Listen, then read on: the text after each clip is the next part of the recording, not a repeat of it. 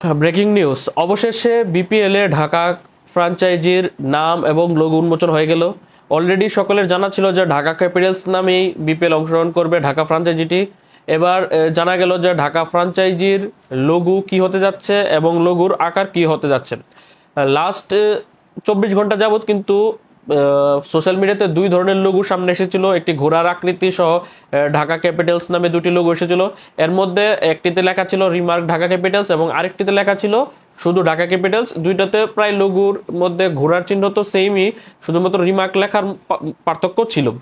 এবার আজ সন্ধ্যা 6:15টার দিকে অফিসিয়ালি ঢাকা ফ্র্যাঞ্চাইজির ঢাকা ক্যাপিটালসের লোগো উন্মোচন করে ঢাকা ফ্র্যাঞ্চাইজির অন্যতম একজন ওনার চিত্রনায়ক মেগাস্টার শাকিব খানের উপস্থিতিতে এই ঢাকা ক্যাপিটালসের লোগো উন্মোচন হয়, যেখানে ওই যে ঘোড়ার আকৃতি বা রিমার্ক ঢাকা ক্যাপিটালস বা শুধু ঢাকা ক্যাপিটালসের যে রিউমার্ক যে লোগোগুলো ছিল দুটির একটিও থাকেনি, নতুন রূপে নতুন একটি লোগো তারা করেছে, যেখানে মূলত কিছুটা দেখলে বোঝা যাবে যে ঢাকা ডাইনামাইটস এর একটা ছাপ আছে। পেছন থেকে যে আকৃতিটা আপনারা দেখতে পাচ্ছেন সেটিতে মনে হচ্ছে যে ঢাকার ডাইনামাইটস যেরকমটা ছিল, যদিও যে রিউমার্ক যে লোগোটা ছিল সেখানে কিন্তু ঢাকার আভিজাত্য, তার পাশাপাশি ঢাকার ঘোড়ার একটি পুরান ঢাকার একটি ঐতিহ্য সবকিছু মিলিয়ে কিন্তু এই ঢাকার লোগোটি তারা রিউমার্ক লোগোটা আমরা দেখেছিলাম। তাছাড়া প্রথমত সর্বপ্রথম যে নামটি শোনা গিয়েছিল ঢাকার নওয়াবস, সেখানেও কিন্তু একটি নওয়াবি ভাব ছিল ঢাকা নওয়াবস লোগোতে, কিন্তু ফাইনালি যেটা অফিসিয়াল যে লোগোটি এখন সবার সামনে আসলো সেটিতে সেগুলো মিসিং রয়েছে, যেখানে অনেকেরই কমপ্লেন রয়েছে লোগোটাকে নিয়ে, অনেকের আবার নাম নিয়ে কমপ্লেন আছে। কারণ নামের যে কমপ্লেনটা সেটা হচ্ছে গিয়ে মূলত ঢাকা ক্যাপিটালসের ক্যাপিটালস নামটি নিয়ে অনেকের সংশয় ছিল, যে অনেকের সমস্যা ছিল যে আইপিএল এ কিন্তু মূলত দিল্লি ক্যাপিটালস, তাদের আরো দল রয়েছে, এসএ টি20তে প্রিটোরিয়া ক্যাপিটালস, তাছাড়া ইন্ডিয়া ক্যাপিটালস নামে তাদের একটি দল রয়েছে, এমনকি আরো কয়েকটা ফ্রাঞ্চাইজি লিগে ক্যাপিটালস নামে দল রয়েছে, যার কারণে অনেকেরই এখানে কমপ্লেন ছিল।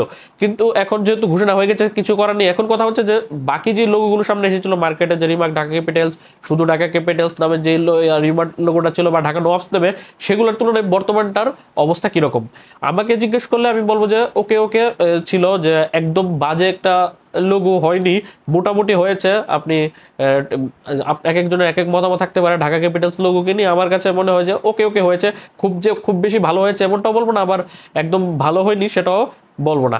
আর আজ মূলত আমি আগে দুপুরে একটি ভিডিও করেছিলাম যে বিকাল 3টার সময় চিত্রনায়ক শাকিব খান মূলত ঢাকা ক্যাপিটালসের এই নাম লোগো উন্মোচন করবে রাজধানী গুলশানে একটি স্থানে, কিন্তু তারা মূলত 3টার সময় রাখলো, 3টার সময় তারা আয়োজন করেনি অনুষ্ঠানটি শাকিব খান দেরিতে পৌঁছানোতে, অনুষ্ঠান প্রাঙ্গণে দেরিতে শুরু হয়েছিল সন্ধ্যা 6টার দিকে। শাকিব খান যখন পৌঁছায় তারপর 6:15 বা 6:30টার দিকে কিন্তু লোগো এবং নাম উন্মোচন হয়েছে। এখন কথা হচ্ছে যে তারা দলটা কিরকম সাজায়। এখন পর্যন্ত আমি যখন ভিডিওটা শুট করছি তখন পর্যন্ত তারা তাদের অফিসিয়াল ফেসবুক পেজে তাদের এই ঢাকা ক্যাপিটালস নাম সহকারে লোগোটা তারা আপলোড দিয়েছে, পাশাপাশি তাদের যে স্পন্সার তাদের নামও এখানে দিয়ে দিয়েছে। আপনারা সবাই দেখতে পাচ্ছেন 4-5টি স্পন্সার, যেগুলো বলতে গেলে রিমা খালিনের সিস্টার কোম্পানি, খুব সম্ভবত আমি যতটুকু জানি অন্য ভিন্ন কিছু হতে পারে। তাদের একটি অ্যানাউন্সমেন্ট দিয়েছে কারা তাদের স্পন্সার হতে যাচ্ছে, এবং শাকিব খান নিজে উপস্থিত ছিল এবং নিজে উন্মোচন করেছে, আপনারা ছবিটা দেখতে পাচ্ছেন।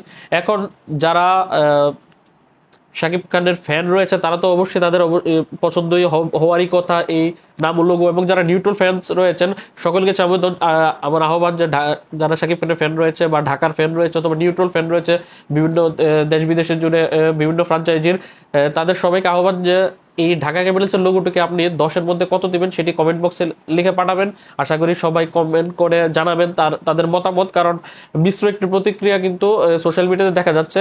আমার কাছে মনে হয় যে একদম খারাপ হয়নি, যে খুব ভালো হয়েছে তেমনটিও নয়। আপনি আপনার রেটিং দিতে পারেন 10-এর মধ্যে আপনি কত দিবেন। আর ঢাকা ক্যাপিটালসের কোনো আপডেট আসলে অবশ্যই আপনাদের সামনে শেয়ার করব। পরবর্তী ভিডিওতে অন্য কোনো ফ্র্যাঞ্চাইজি নিয়ে কথা বলা যাবে, যেখানে অনেকগুলো আপডেট আমার কাছে আছে, কিছুটা অল্প অল্প কিছু আপডেট, সেগুলো আপনাদের সাথে শেয়ার করব। ততক্ষণ পর্যন্ত ভালো থাকুন, সুস্থ থাকুন, স্পোর্টস উইথ অনিক চ্যানেলের পাশে থাকুন। আল্লাহ হাফেজ।